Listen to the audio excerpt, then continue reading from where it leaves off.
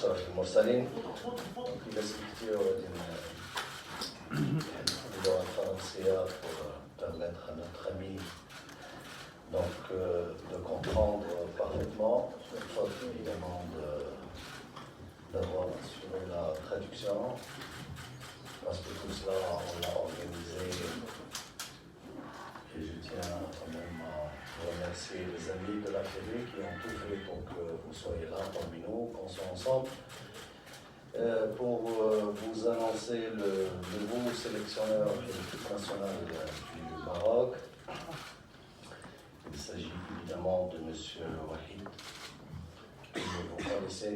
Donc il y a 20 ans, il était de passage au Raja avec ce club. Il a quand même gagné une Champions League. Et je profite pour souhaiter au Raja de gagner une autre cette année avec le leader. Donc, comme ça, votre retour au Maroc serait une bonne chose pour ce club et nos clubs d'une manière générale. Donc, le choix de M. Wahid était l'aboutissement d'un travail qui a commencé depuis un mois au niveau d'une commission qui a été instituée et qui était composée de l'expertise technique, de la responsabilité du management de la fédération, avec beaucoup de contacts et d'ouverture sur l'expertise technique nationale et internationale. Cette même commission a reçu plusieurs, et je dirais même des sollicitations nombreuses. Je tiens à remercier de passage tous les sélectionneurs qui ont exprimé donc la volonté d'entraîner l'équipe nationale du Maroc. Il y a parmi eux un certain nombre qui ont effectué des visites ici et donc j'ai eu l'occasion de rencontrer et de discuter avec eux ici. Donc je les remercie de passage et on a continué ces négociations jusqu'à la dernière minute. Et je tiens à clarifier que tous les sélectionneurs d'ailleurs que j'ai reçus ici ou que j'ai eu l'occasion de voir ailleurs ont exprimé, comme j'ai dit, la bonne volonté d'entraîner l'équipe nationale. Évidemment, les contraintes des uns et des autres diffèrent.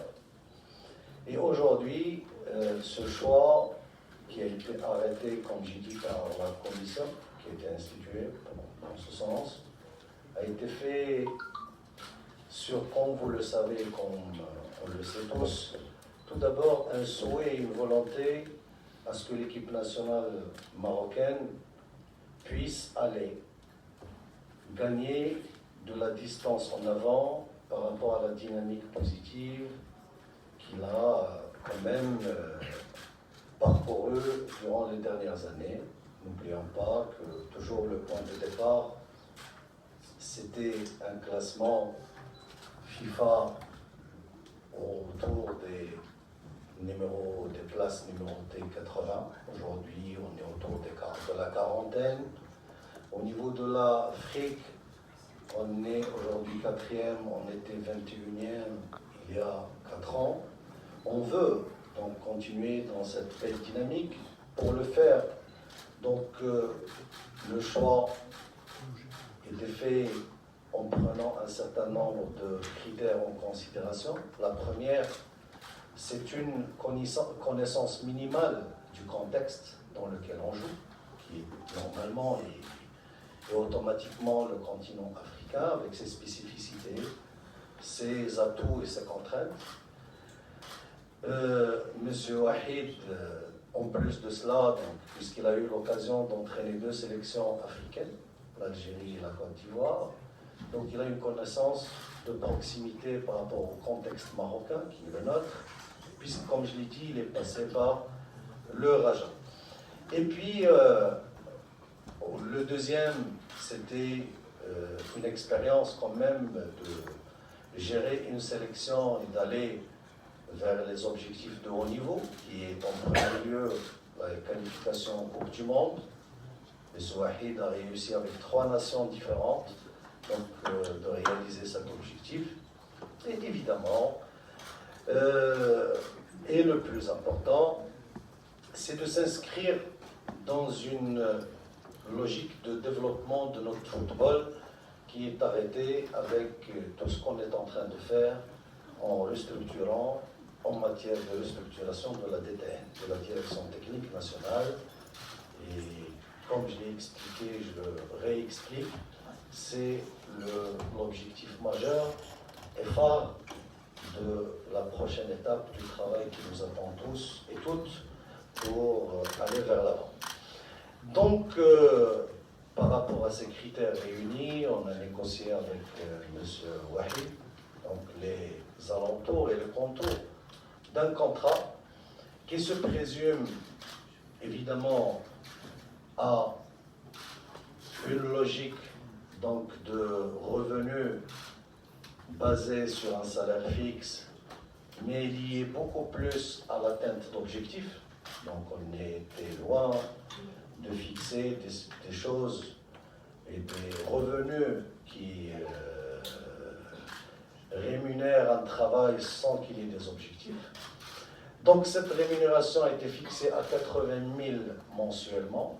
Je tiens à signaler que M. Wahid, il aura l'occasion de vous le dire dans le détail, c'est pratiquement le tiers de ce qu'il avait dans son dernier contrat à Nantes. Les objectifs, donc première Coupe d'Afrique en 2021, un minimum de demi-finale. Coupe du Monde, qualification minimum. Et la Coupe d'Afrique 2023 qui interviendra juste après la Coupe du Monde, parce que comme vous le savez, ça va se jouer en 2022, c'est de gagner cette Coupe d'Afrique. Donc ce sont 3 objectifs majeurs qui sont fixés dans ce contrat. La non-atteinte de ces objectifs dans une étape ou l'autre signifie automatiquement la résiliation du contrat avec un avis de 3 mois, clair et net. Et donc on est dans cette logique d'atteindre des objectifs et de faire un travail, comme j'ai dit, pour mettre l'équipe nationale A sur la belle dynamique qu'il avait entamée depuis un bout de temps. Les autres clauses de ce contrat, pour être dans la clarté et transparence totale, donc c'est une résidence obligatoire à Rabat, être en permanence donc, dans les locaux du CNF, le lieu de travail des équipes nationales, et évidemment le rejet de toute intermédiation. Donc seule l'institution de la Fédé, en l'occurrence son président, serait l'interlocuteur donc, de M. Wahid et par conséquent de l'équipe nationale. Tout cela était le fruit donc, de négociations, comme je dis, ont été étalées. Et je remercie de passage M. Wahid pour l'esprit compréhensif qu'il a démontré au cours de cette période, surtout hier, quand on devait quand même clôturer et ficeler les détails du contrat. En votre nom et en nom donc, des Marocaines et des Marocains, je lui souhaite bon courage. On serait derrière vous pour vous encourager à faire du bon travail. On a, et on le répète ouvertement, je vous ai dit ça depuis le premier contact, qu'on veut, et notre souhait, notre objectif, il est unique, droit, c'est de conquérir cette voie et cette passerelle, de retrouver les titres, surtout au niveau continental, et de mettre effectivement l'équipe nationale au niveau d'une participation réelle, régulière et pérenne et permanente au niveau de la Coupe du Monde. Donc, au nom de la Fédération, de tout, comme j'ai dit, le public qui est nombreux, qui suit cette équipe et qui aime cette équipe, on vous souhaite bon courage. Vous avez le soutien inconditionnel Les principes et les valeurs sur lesquels on a bâti cette équipe nationale, elles sont aujourd'hui universelles et connues. C'est le sérieux et le dévouement total, l'abnégation au service quand même de l'équipe et de la patrie. Merci infiniment. Donc juste après la présentation et le change de maillot, et comme je vous remercie d'être là, vous tous et toutes, donc vous aurez l'occasion de débattre avec M. Wahid autour de quelques questions, bien sûr en lui souhaitant bon premier contact avec la presse.